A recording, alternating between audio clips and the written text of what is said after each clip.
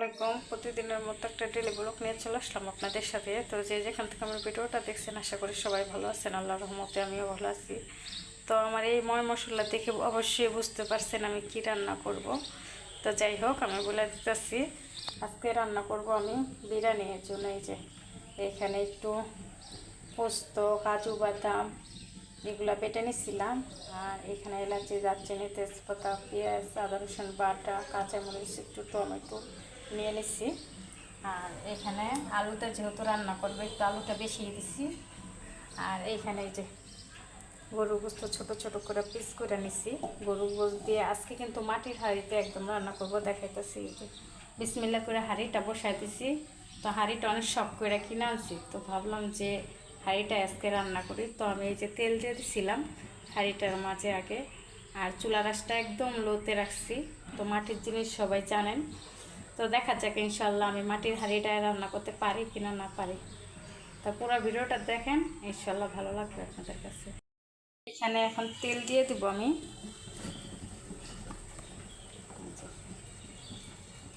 পেটানোর জন্য তেল দিয়ে দিতেছি।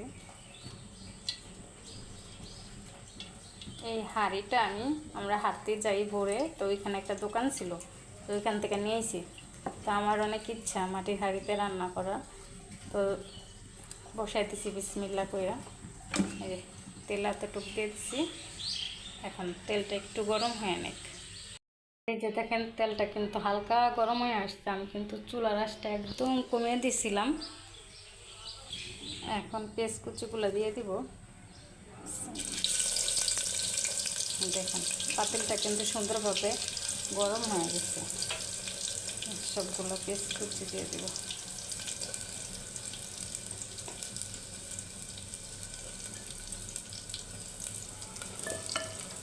আমি কিন্তু ওই যে কাঠের এই কুচনটা নিয়ে নিচ্ছি লাড়ার জন্য।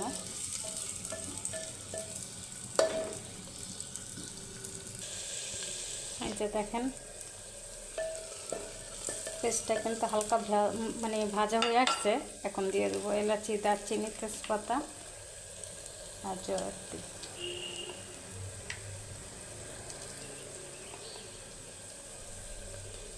দিয়ে এটাকে একটু সুন্দরভাবে নাড়াচাড়া করে নেব। তো আমি একদম আলতো হাতে এটাকে নাড়াচাড়া করে দিতেছি, যেহেতু প্রথম আমি এই পাতিলটা রান্না করতেছি এর জন্য।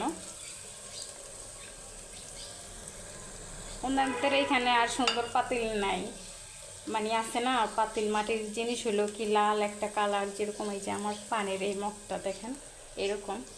তো এরকম নাই, তো খুঁজে খুঁজে এটাই পাইছি, এটাই নিয়ে আসছি আমি। আর এখন দিয়ে দেবো এখানে আদা রসুন বাটা পরিমাণ মতো দিয়ে দিতেছি আদা রসুন বাটা আমি। আর দিয়ে দেবো এখানে আমি কাজু বাদাম আর পোস্ত বেটে রেখেছিলাম।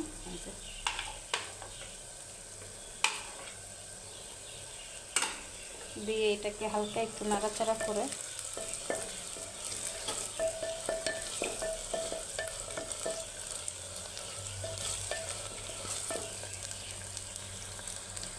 আর এইখানে এসে কিন্তু আমি সামান্য পরিমাণে পানি দিয়ে দিয়েছিলাম। তো আদা রসুন এগুলো ভালোভাবে কষে এনেছি।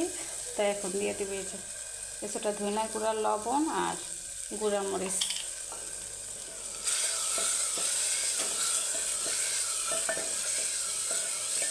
দিয়ে এটাকেও সুন্দরভাবে আমি কষিয়ে নেব। আর এইখানে দেখেন আমার মশলাটা কিন্তু সুন্দরভাবে কষানো হয়ে গেছে। এখন দিয়ে দেবো আমি গরুর মাংসগুলো, এখন দিয়ে দেবো এখানে।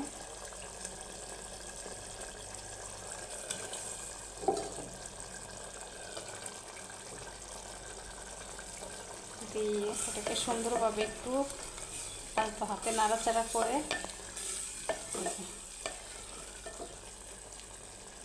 পরবর্তীতে এটাকে আমি ঢাকনা দিয়ে ঢেকে দেবো একদম চুলার আঁচটা লো দিয়ে। তো এই যে আমি এই মাটির ঢাকনাটাও কিন্তু কিনে নিয়ে আসছি। এটার সাথে অত পারফেক্ট হয় নাই, তারপরও চলে আর কি। মাংসটা কষাই দিতে দিতে এইখানে চলে আসছি আমি চালগুলো ধোয়ার জন্য।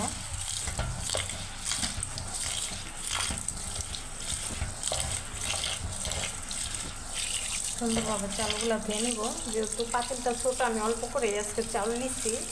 মাটির কাপ দিয়ে এক মুখ নিয়ে নিচ্ছি,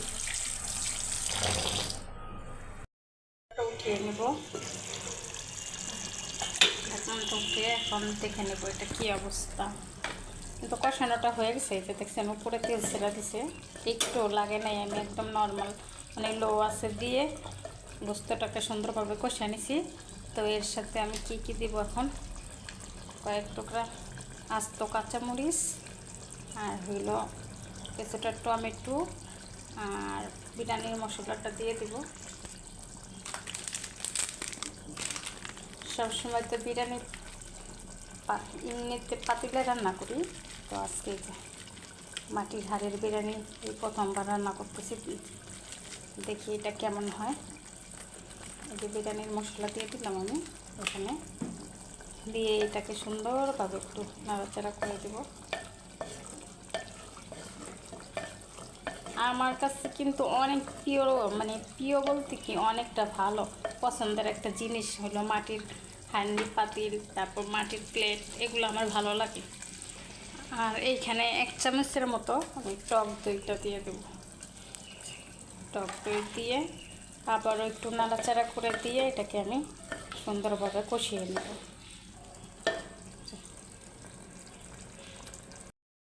আর মাংসটা সুন্দরভাবে আমি কিন্তু কষায় নিচ্ছি। এই যে দেখেন তেলটাও ছেড়ে দিছে, যেহেতু আমি আলু দিয়ে রান্না করব, তো আলুগুলোও দিয়ে দিলাম। আলুগুলো একটু বড় বড় করে দিচ্ছি, আর আলুটাও একটু পরিমাণে আমি বেশি দিচ্ছি, মন চাইলো আজকে আলুটা একটু বেশি দিতে। এখন এইভাবে নাড়াচাড়া করে আবার ঢাকনা দিয়ে আমি ঢেকে দিব। যেহেতু পাতিলটাও ছোটো আর আমিও ভয়ে ভয়ে নাড়াচাড়া করতেছি, এর জন্য আমি কিন্তু অল্প অল্প করে নাড়াচাড়া করে ঢেকে দিতেছি। আর এই যে সুন্দরভাবে কিন্তু কষানোটা হয়ে আসছে আমার। এখন এর জন্য আরও ভালোভাবে সিদ্ধ হওয়ার জন্য আমি পরিমাণ মতো একবারে পানি দিয়ে দিব, পরবর্তীতে আর চালের সাথে আর পানি দিব না, এখন এই পানিটা মেপে দিয়ে দিব আমি। মাংসটাও সিদ্ধ হয়ে যাবে। আর একটু দিয়ে দিব, দিয়ে ঢাকনা দিয়ে ঢেকে দিব। দেখেন মাংসটা সুন্দরভাবে একদম রান্না হয়ে আসছে।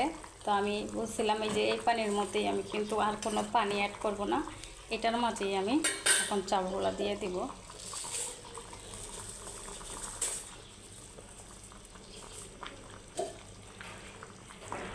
আর এই যে চালগুলো কিন্তু সব দিয়ে দিছিলাম আমি একটু হাত দিয়ে নিয়ে। এখন এই পানিতেই আমার বিরিয়ানিটা কিন্তু রান্না হয়ে যাবে। এখন ঢাকনা দিয়ে আমি ঢেকে দেবো। প্রথমে একটু হাই হিটে রেখে বলক আসা পর্যন্ত, পরে চুলার আঁচটা একদম লো করে দিব, তাহলে বিরিয়ানিটা পারফেক্ট হবে। আর এই যে রান্নাটা কিন্তু আমার কমপ্লিট। এটা দিয়ে দেখেন কতটা পারফেক্টলি হয়েছে রান্নাটা আমার। তো ফাইনালি মাটির পাতিলে আমার রান্নাটা সাকসেস হলো। আমি তো অনেক ভয়ে ভয়ে রান্না করছিলাম, তো এখন আমি একটু বেড়ে দেখাবো আপনাদেরকে। আর এই যে ফাইনালি মাটির পাতিলে আমার বিরিয়ানির রান্নাটা হয়ে গেছে। তো কেমন হচ্ছে আমার ভিডিওটা অবশ্যই অবশ্যই আমাকে কমেন্টে জানাবেন, আর আমার পেজটাকে ফলো করবেন। আর ভিডিওগুলো অবশ্যই যদি আপনাদের কাছে ভালো লাগে বেশি বেশি করে শেয়ার করবেন।